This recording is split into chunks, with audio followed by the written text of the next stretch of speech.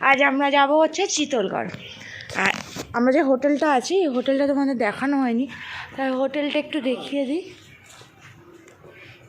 এই হোটেল, আর এই হোটেলটা দেখানোর কারণ হচ্ছে এই জিনিসটা, সুইমিং পুল। আমরা বাস থেকে নেমে গেছি, এখন হচ্ছে অটোতে বসেছি। তো 6 জন করে বসতে হয় পার অটোতে।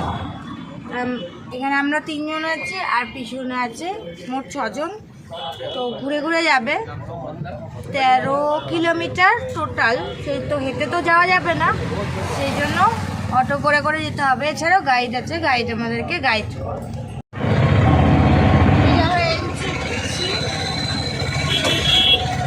অলরেডি ঢুকে গেছি আমরা ফোর্টের মধ্যে, মানে ফোর্টের এরিয়ার মধ্যে আর কি।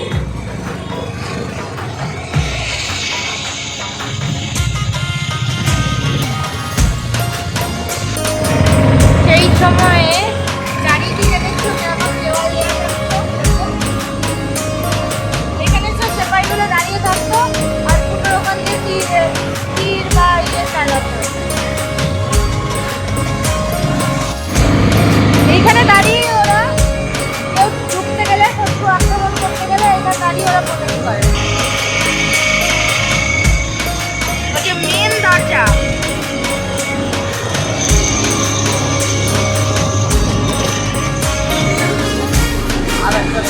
হ্যাঁ, এই যে হনুমান ফোর্ট, এখানে আরও একটা ফোর্ট। এই কত দরজা, মানে এইসব জায়গাগুলো সেই সময় পুরো শ্মশান হয়ে গেছিলো, মেরে এত লোকজন মেরে শ্মশান করে দিচ্ছিল।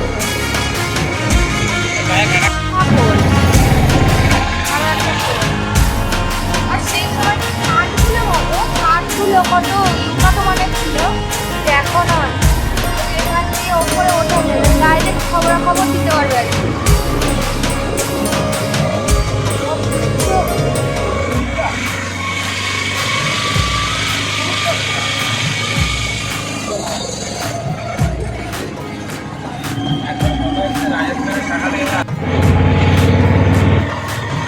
এখানে মন্দিরও আছে। এখানে তো এখন লোকজন থাকে, আগেও কি এখানে লোকজন থাকতো?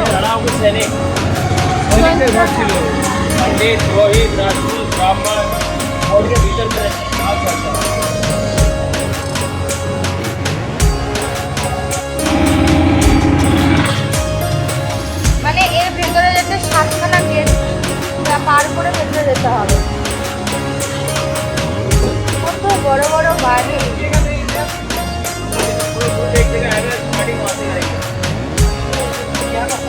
কত জায়গা, কত বড় বড় বাড়ি। রাজাদের লাইফ স্টাইলে অন্যরকম ছিল।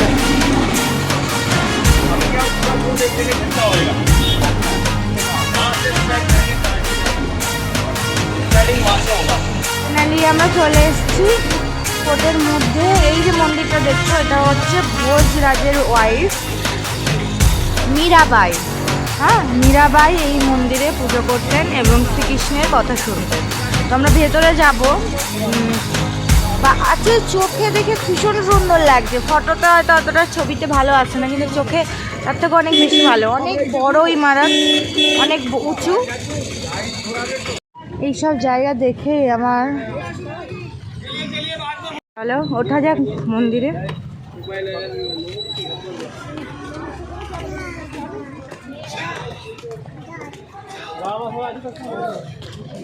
হ্যাঁ, তুমি আসো। फोटोग्राफी में टाइम मिलेगा? नहीं मिलेगा, हम मिलेगा 100%। हाँ, चलते।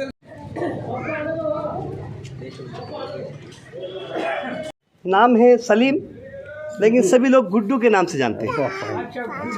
यस सर, एक्चुअली हम लोग जिस फोर्ट को यहाँ पर देखने के लिए आए, यहाँ पर किसी भी प्रकार का कोई लग्जरी आइटम नहीं है।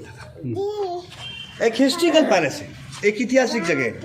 अगर हम लोग यहाँ का इतिहास समझेंगे तो लगेगा कि हम लोगों ने चित्तौड़गढ़ फोर्ट देखा, वरना क्या होगा, खाने के लिए यहाँ आता है, आता ही बोलते हैं ना हम लोग, सीताफल ठीक, खाने के लिए आता है, सुनने के लिए कोथा है, और देखने के लिए सिर्फ पत्थर ही पत्थर है। हिस्ट्रिकल पैलेस, यदि हम लोग इस पत्थर का महत्व समझेंगे तो लगेगा। एशिया महाद्वीप का सबसे बड़ा फोर्ट है सर, एशिया का सबसे बड़ा फोर्ट क्यों है? सबसे पूर्ण क्यों है? इसलिए कि जो फोर्ट बना है 13 किलोमीटर के एरिया में पूरा फोर्ट। 13 किलोमीटर किस प्रकार से होगा? यदि हम लोग इसी फोर्ट की वॉल को पकड़ करके यदि हम लोग फोर्ट के चारों तरफ राउंड काटते हैं तो 13 किलोमीटर होगा। 700 एकड़ 700 एकड़ इस किले का ज़मीन है। और इसी किले को, इसी फोर्ट को अगर हम लोग हेलीकॉप्टर द्वारा अगर हम लोग इस फोर्ट को देखते हैं तो इसका जो एक आकार है बिल्कुल वेल मछली के आकार का बना आपको फोर्ट दिखाई देगा।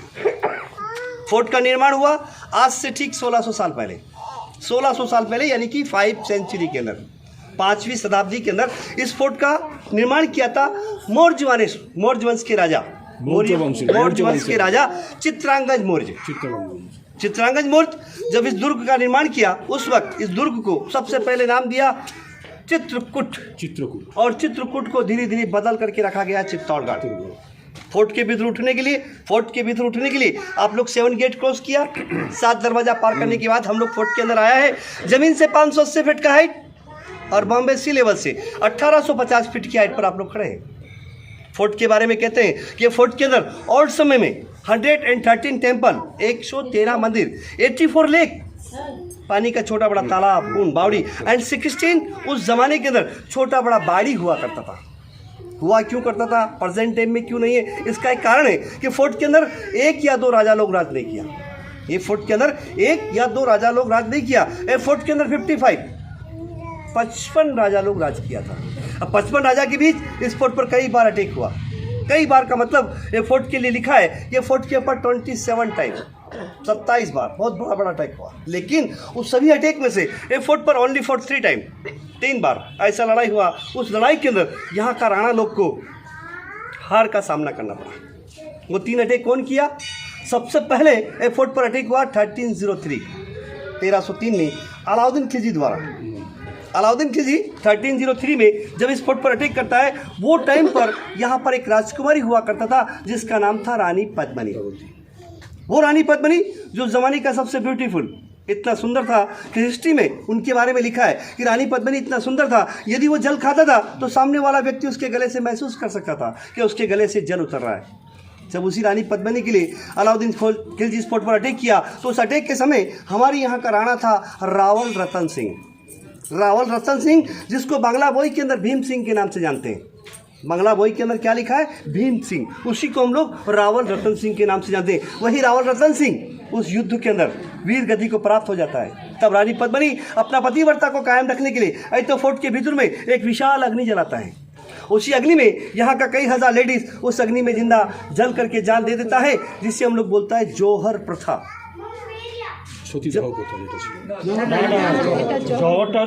जौहर कई हजार लेडीज के साथ में एक सामूहिक मिलकर के, यदि उसके बाद उस जौहर के बाद यहाँ पर अगर कोई भी व्यक्ति चाहे किसी भी कारण अगर किसी व्यक्ति की मृत्यु हो जाती थी, तब उसकी वाइफ को, उसकी पत्नी को उसी पति के साथ में जिंदा जला दिया जाता था, जिसे हम लोग सतीदाह कहते हैं। सतीदाह का ऑब्जेक्शन हुआ हमारे ही देश के रहने वाले राजा राम मोहन राय, उन्होंने इस परंपरा का ऑब्जेक्शन उठाया और ब्रिटिश गवर्नमेंट के समय इस परंपरा पर रोक लगा दी गई थी। बट अलाउद्दीन खिलजी फोर्ट पर अटैक करता है। किसके लिए करता है? रानी पद्मिनी के लिए। जब उसे मालूम होता है कि जिस रानी पद्मिनी के लिए मैंने इतना बड़ा षड्यंत्र रचा, उस रानी पद्मिनी ने जौहर जला लिया। अब रानी पद्मिनी नहीं तो कुछ नहीं, गुस्से में आकर वो हमारे यहाँ के कई मंदिर, कई पैलेस को भांग देता है। इसलिए मैंने आपको क्या कहा कि वो टाइम पर 113 मंदिर, 84 लेक एंड 16 बाड़ी हुआ करता था। जब धीरे धीरे आर्कोलॉजी सर ऑफ इंडिया जब इस फोर्ट को अपने कब्जे में लेती है, तब फोर्ट के 3 पार्ट होते हैं सर। अब 3 पार्ट कौन से हैं? पहला पार्ट जो 7 गेट क्रॉस करने के बाद आप लोगों ने रास्ते के अंदर कुछ बाड़ी देखा होगा।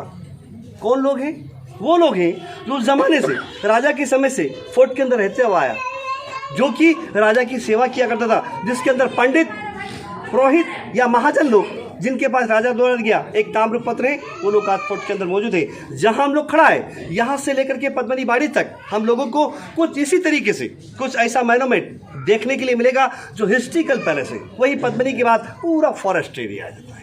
इन्हीं चीज़ों को देखने के लिए हमारे पास कम से कम 2 घंटे का समय बीत जाता है। ये मैंने आपको फोर्ट के बारे में जानकारी दी। अब जहाँ पर आप लोग खड़े, यहाँ पर मैं आपको 2 मंदिर के बारे में जानकारी दूंगा। पहला बड़ा मंदिर, जिस मंदिर के बाजू में आप लोग खड़े हैं, इस मंदिर का नाम है कुंभ श्याम टेम्पल, कुंभ श्याम मंदिर।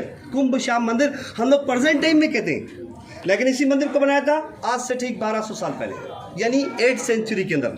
8th सेंचुरी के अंदर बप्पा रावल, बप्पादित्य, नागादित्य, शिलादित्य, उसी को नाम बदल करके काल भोज, और काल भोज को बदल करके रखा गया बप्पा रावल। बप्पा रावल 8th सेंचुरी के अंदर जब इस मंदिर को कंप्लीट करते हैं, तब ये मंदिर विष्णु वराह का मंदिर होता था। विष्णु भगवान के तीसरी अवतार थे वराह अवतार का मंदिर कहलाता था। अब आप लोग कैसे पहचानोगे कि ये वराह अवतार का मंदिर था? तो देखिए इस मंदिर के सामने एक स्थान है जिन्हें हम लोग कहते हैं गरुड़। गरुड़ उन्हीं से पहचाना जाता है ये मंदिर विष्णु वराह का था। लेकिन मैंने आपको कहा कुंभ श्याम मंदिर, कारण मैंने आपके सामने रखा है कि लड़ाई के समय कई मंदिर खंडित हुए। जब मंदिर की मूर्त खंडित हो जाती है तो हिंदू संस्कृति के हिसाब से उसके अंदर पूजा पाठ बंद कर दी जाती है। लेकिन इस मंदिर को दोबारा कंप्लीट किया 1448 में। 1448 में राणा कुंभा, महाराणा कुंभा 1448 में इस मंदिर को दोबारा जीर्णोद्धार करते हैं, और जीर्णोद्धार करने के बाद मंदिर के भीतर में राधा, कृष्ण और बलराम का मूर्ति स्थापित कर दिया जाता है। इस मंदिर को अपने नाम अटैच किया जाता है कुंभ श्याम मंदिर। कुंभ के माने महाकुंभा और श्याम के माने ठाकुर, आपको दर्शन करना है। अब इसी तरीके से इसी मंदिर के बाजू में एक ठो मंदिर और है, और उस मंदिर का नाम है मीराबाई का मंदिर। मीराबाई का नाम सुना है, ज़्यादा डीप में जाने की जरूरत नहीं है। मीराबाई हमारा राजस्थान का दूसरा भाग बनेंगे तो मारवाड़। प्रेजेंट टाइम में आप लोग मेवाड़ में खड़े, उदयपुर, चित्तौड़, कुंभलगढ़ ये पूरा मेवाड़ी इलाका कहलाता है। जैसलमेर, जोधपुर, बीकानेर ये पूरा मारवाड़ी इलाका कहलाता है। तो जोधपुर के पास में एक छोटा सा एक बड़ा सिटी है मेड़ता सिटी। मेड़ता सिटी के बाजू में एक छोटा सा विलेज जिसका नाम है कुर्की। मीराबाई कुर्की नामक विलेज का रहने वाला, दूधाराव का पोती राव रतन सिंह का लड़की मीरा, जो बचपन से कृष्ण भक्ति करता था। हमने ये भी पढ़ा है, सुना है ना कि मीराबाई कृष्ण का भक्ति करता था। लेकिन बेटी तो एक परायधन होता है, जब मीराबाई जवान हुआ, बड़ा हुआ, तभी उसका मैरिज, उसका शादी किया था हमारे चित्तौड़ का राणा महाराणा सांगा, जिसको इतिहास में संग्राम सिंह के नाम से जानते हैं। वही संग्राम सिंह जो महाराणा प्रताप का ग्रैंडफादर, क्योंकि कई लोग क्या होता है कि राणा प्रताप का नाम सुन करके आते हैं, लेकिन उन्हीं के ग्रैंडफादर थे राणा सांगा, संग्राम सिंह, जिनके सबसे बड़े पुत्र हुए थे भोजराज के साथ में मीरा की शादी होती है। शादी के बाद भोजराज मीराबाई को जब यहाँ लाते हैं तब पता चलता है कि मीरा एक कृष्ण भक्ति करती है। लेकिन उन्हें कोई प्रॉब्लम नहीं हुआ, कोई आपत्ति, कोई परेशानी नहीं हुई। क्यों नहीं हुई? इसलिए कि वो खुद एक संगीत यज्ञ होते हैं। मीरा को ब्याहने के बाद, शादी के बाद जब यहाँ लाया गया, तब उसकी आराधना के लिए, उसकी प्रार्थना करने के लिए उस समय एक मंदिर कंप्लीट किया गया था, जिसको आज आप और हम लोग मीराबाई के मंदिर के नाम से जानते हैं। लेकिन एक बैड लक रहा मीराबाई का, एक दुर्भाग्य रहा मीराबाई का कि शादी के कुछ ही समय के बाद किसी कारण से भोजराज का देहांत हो गया, उनकी मृत्यु हो गई। अब मृत्यु के बाद उनके छोटे भाई विक्रमादित्य, यानी राणा सांगा के 3 पुत्र हुए थे, भोजराज, विक्रमादित्य, उदय सिंह महाराणा प्रताप के पिता। उस समय छोटे होते हैं, विक्रमादित्य गद्दी पर बैठते हैं। भाभी को समझाया जाता है कि भाभी अब आप विधवा हो चुकी हैं, अब आपको ये साधु संत के साथ में रहना, ये नाचना गाना शोभा नहीं देता। हम सूर्यवंशी लोग हैं, और हमारे मेवाड़ में एक परंपरा होती है, वही परंपरा जिस परंपरा के बारे में मैंने आपको अभी समझाया, समझे, सती प्रथा। जब भाभी को समझाया जाता है तो भाभी अपने देवर को क्या कहती है कि मेरे तो गिरधर गोपाल दूसरा ना कोई। मीरा ने कृष्ण के कई गीत रचे, उन्होंने अपने देवर को समझाया कि मैंने तो जो कुछ माना है अपने गोपाल, अपने ठाकुर को माना है, न कि मैंने अपने पति को कभी पति स्वीकार किया, ना ही उन्होंने मुझे अपना पत्नी स्वीकार किया है, तो मुझे सती होने का सवाल ही नहीं उठता। अब जब मीरा को कई तरीके से समझाया, कई तरीके से टॉर्चर किया, लेकिन मीरा के नहीं मानने पर उन्हीं के देवर फिर अपनी भाभी को कहते हैं, तो फिर हम भी देखते हैं आपका भक्ति में कितना शक्ति है, और उसी मंदिर में मीरा के लिए भेजा जाता है विषपान, जिसका मतलब समझ चुके होंगे, आपने पढ़ा भी होगा कि राणा ने मीरा को विष दिया। ये वही मंदिर है जहाँ पर मीरा के सामने विष रखा जाता है। मीरा जानती थी इसमें विष है, जहर है, फिर भी इसे उठाती है, और जिनकी वो भक्ति किया करती थी उन्हीं का नाम लेती है, हरे कृष्णा हरे राम के करके पी जाती है। वही नेचुरल अमृत में बदल जाता है। कहते ना कि जाखो राखे साइयाँ मार सके ना कोई। अगर जिसके सर पर इतनी बड़ी हस्ती का, तो उन्हें कौन मार सकता है। अब इसी तरीके से मीरा को मारने के लिए एक प्रयास और करते हैं। उसी मंदिर में सांप से बड़ा टोकरा मीरा के मंदिर में छोड़ा जाता है। वही उनका भक्ति के आगे फूलों के हार बन जाता है। पूरा का माला बोलते हैं ना, माला, फूलों की माला बन जाती है। मीरा परेशान हो जाती है, और परेशान होने के बाद अपना ससुराल बाड़ी छोड़ देती है। जब ससुराल बाड़ी छोड़ती है ना, तो अपने ठाकुर की मूर्ति उठाती है, और यहाँ से बाई वोक पैदल फिर अपने मायके चला जाता है। मायके में जाने के बाद वो कुछ समय अपने मायके में बिताता है, लेकिन जब उसका मन नहीं लगता है तब तो वो करता है पूरे भारत का भ्रमण। उसी भारत भ्रमण में वृंदावन, और वृंदावन से होते हुए गुजरात, द्वारका में पहुंच जाता है। द्वारका जी के अंदर मंदिर बनता है, वहाँ पर वो अपनी आराधना करता है। जब यहाँ से जाता है तब यहाँ पर कई तरीके की प्रॉब्लम, कई परेशानी आने लगती है। तब मीरा के देवर विक्रमादित्य के समझ में आता है कि वास्तविकता अपनी भाभी सही है। अपनी भाभी को लेने के लिए वहाँ गया। वहाँ जाने के बाद भाभी के सामने हाथ जोड़कर रिक्वेस्ट किया। भाभी ने कहा नो प्रॉब्लम, मैं आपके साथ दोबारा चलने के लिए तैयार हूँ, लेकिन अपने ठाकुर, अपने भगवान से पूछने के बाद। जैसे ही मीरा उस मंदिर के अंदर गया, बाहर से पट बंद हो जाता है। कई लोग उन्हें उस मंदिर के अंदर जाते हुए देखा, लेकिन बैग रिटर्न नहीं होता है। कहते हैं कि मीरा अपनी आराधना, अपना प्रार्थना करता हुआ उसी कृष्ण का मूर्ति में विलीन हो जाता है, समा जाता है। इसीलिए मीरा के जन्म के बारे में आप लोगों ने पढ़ा होगा, सुना होगा। मीरा का जन्म तो हुआ था 1503 में, लेकिन उनका मृत्यु सर्टिफिकेट आपको किसी भी इतिहास के अंदर पढ़ने के लिए ना कभी आप लोगों को सुनने के लिए मिलेगा। जैसा कि मैंने आपको कहा कि मीरा तो कृष्ण का मूर्ति लेके गया, मंदिर खाली होना चाहिए ना, लेकिन प्रेजेंट टाइम में 2001 के अंदर BCW बिरला सीमेंट, आप लोगों ने जयपुर के अंदर अगर विधि बिरला का मंदिर दर्शन किया हो, उन्हीं मैडम द्वारा 2001 के अंदर एक मार्बल का मूर्ति स्थापित किया गया है। उसी मंदिर के सामने आपको मीरा के गुरु संत रविदास जी, उन्हीं के वहाँ पर पदचरण देखना है। তাহলে প্রথমে যাওয়া যাক হচ্ছে বরাহ মন্দিরে। চলো দেখে নিই বরাহ মন্দির।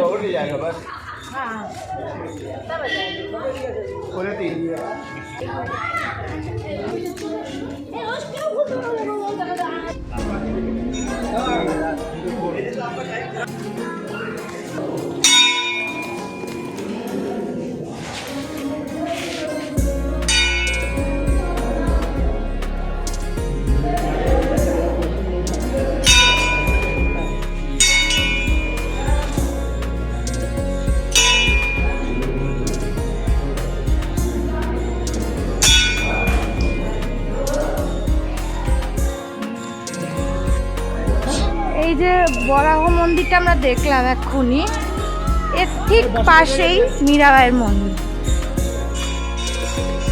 মীরাবাই এখানে ভজন করতো, তো আমরা সেখানেই যাব। এর ঠিক পাশে, একদম ঠিক পাশে।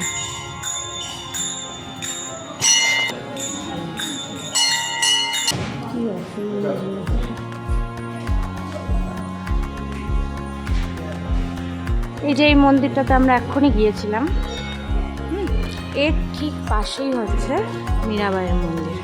তো চলো দেখে নিই মন্দিরের কৃষ্ণ মূর্তিকে। যদিও এটা মানে মেন যে ঠাকুর নষ্ট হয়ে গেছে, তো এখন হচ্ছে বিড়লা বানিয়ে দিয়েছে এটা। এখন বর্তমানে এটাই আছে, মীরাবাইয়ের সঙ্গে শ্রীহরি। মেন এটা নষ্ট হয়ে গেছে।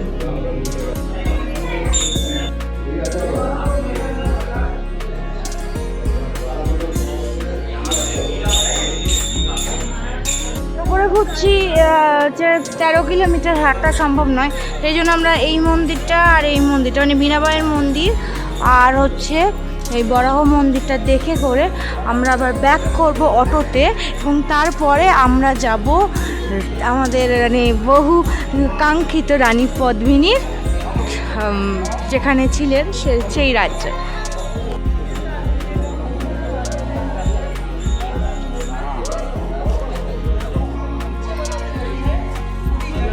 পরবর্তী পার্টে মানে থার্ড ডে সেকেন্ড পার্টে তোমরা দেখতে পাবে চিত্তারগড় ফোর্ট, মানে যেখানে জহর প্রথা হয়েছিল সেখানে। ততক্ষণ পর্যন্ত ভালো থেকো, সুস্থ থেকো।